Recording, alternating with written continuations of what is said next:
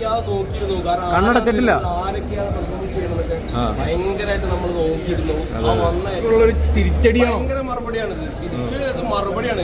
ശരിക്കും പറഞ്ഞ ഇന്ത്യൻ പ്രഭാസിനെ ഒരുപാട് കളിയാക്കിയിട്ടുണ്ട്. ഇന്ത്യൻ സിനിമാ ചരിത്രത്തിൽ ഇങ്ങനെ ഒരു പടം ഇനി വന്നിട്ടില്ല, ഇനി വരുമോ എന്നുള്ളൊരു സംശയമുണ്ട്.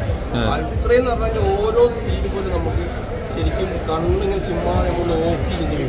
കണ്ണടച്ചില്ല, കണ്ണടയ്ക്കാതെ നോക്കിയിരുന്നു. കാരണം കണ്ണടച്ചിട്ടില്ല, ആരൊക്കെയാണ് പെർഫോമൻസ് ചെയ്യണതൊക്കെ ഭയങ്കരമായിട്ട് നമ്മൾ നോക്കിയിരുന്നു. ആ വന്ന എല്ലാ റോൾസും എല്ലാവരും ഗംഭീരമായിട്ടുണ്ട്.